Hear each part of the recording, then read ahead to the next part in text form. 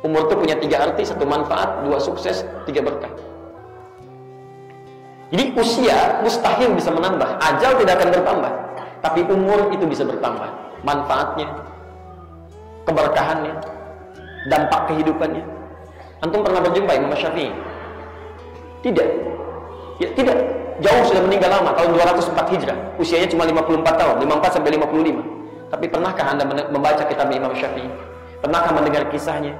Ya, kita dapatkan bagian dari keberkahan usianya. Masih ada sampai sekarang. Karyanya, kebaikannya, segalanya dan segalanya. Anas ketika didoakan oleh Rasulullah SAW bukan menambah ajalnya, tapi keberkahan dari usianya. Dan qadar Allah memang diberikan ajal yang panjang.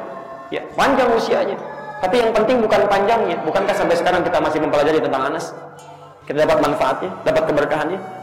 Tidak salah kalau kita ingin berdoa panjang umur, boleh. Panjang dari segi keberkahan dan manfaat yang bisa dibawa untuk di masa yang akan datang. Tapi kalau panjang ajal maksudnya, itu mustahil. Nggak akan mungkin. Ya, karena Nabi pun ketika ditetapkan selesai. Itu ada di Quran surah ke-31 ayat 34. Innallaha 'indahu 'ilmus sa'ah. Ada 5 hak prerogatif Allah yang tidak akan bisa diubah oleh apapun dan tidak bisa dipengaruhi. 1, innallaha 'indahu 'ilmus sa'ah. Hanya milik Allah pengetahuan tentang kiamat. Sampai waktunya saat. Saat itu sekarang diterjemahkan dengan jam. Jam 10 kurang 3 menit. Kemudian kurang 135 detik. Baik, antum tuliskan itu misalnya jam. Ya, ketika kiamat disebut dengan saat menunjukkan waktunya, harinya, jamnya, menitnya, detiknya hanya Allah milik Allah pengetahuannya. Jadi kalau sampai hari ini ada yang bicara kiamat akan terjadi tanggal sekian, bulan sekian, jam sekian, itu sudah tinggalkan aja. Gak ada manfaatnya itu. Tinggalkan. Saya di Garut tahun 99 ada isu berkembang. Kiamat akan terjadi nanti tanggal 9, bulan 9 tahun 99. Masya Allah, nggak kejadian Pak. Kemudian dikatakan itu diundur tahun 2012. Tanggal 12 bulan 12 tahun 2012. Nggak kejadian juga. Ya, jadi memang sudah tinggalkan. Kedua, yunazzilul ghaib, pengaturan cuaca. Makanya nggak ada kepastian cuaca, adanya prediksi.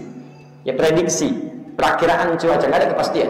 Yang ketiga, wa ya'lamu ma fil arham, segala yang ditetapkan di dalam rahim. Ya, bagaimana keadaan ketika dilahirkan, ya, dan sebagainya, kapan meninggal dan seterusnya. Yang keempat, wa ma tadri nafsun ma taksibu ghadan. Kita tidak tahu apa yang akan terjadi kemudian. Yang kelima, wa ma tadri nafsun bi ayyi ardin tamut. Kita tidak tahu kapan dan di mana akan meninggal. Jadi masalah ajal itu urusan Allah Subhanahu wa taala, kita tidak tahu. Tapi masalah umur boleh kita meminta kepada Allah. Dan yang dimaksud umur dalam bahasa Arab bukan pengertian umur dalam bahasa Indonesia.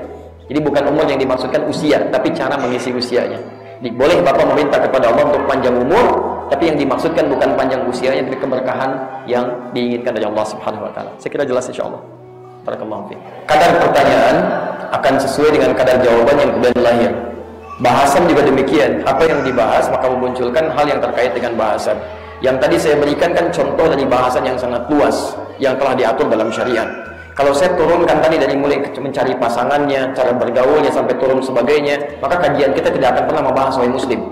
Jadi yang tadi saya sampaikan adalah contoh sebagian dari ikhtiar orang tua. Poin besarnya ketika kita berdoa harus selaras doa itu dengan ikhtiar orang tuanya. Lalu saya contohkan sebagian dari ayat Quran ini.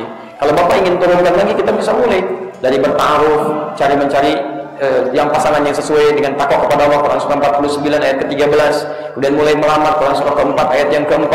Kemudian mulai bernikah, Quran surah ke-30 ayat 21. Mulai membagi tugas di rumah tangga, Quran surah ke-4 ayat 34. Mulai kemudian berhubungan sampai belum datang keturunan misalnya, Quran bagaimana cara bersabarnya, Quran surah ke-19 ayat 1 sampai dengan ayat 15. Cara bermohonnya dalam salat, Quran surah ke-3 38 sampai 39. Ketika kemudian mulai punya keturunan, mulailah bermohon pada Allah berlindung, Quran surah ke-3 ayat 36. Mulai disusui bagaimana asinya supaya keluar baik dan pembagian tugasnya baik, Quran surah kedua ayat 233. Usia 2 tahun mulai belajar supaya cepat paham, Quran surah 9 ayat 122. Kemudian mulai ditingkatkan lagi supaya dekat dengan Allah, Quran surah ke-13 ayat Quran surah 31 ayat 13 sampai dengan ayat 19.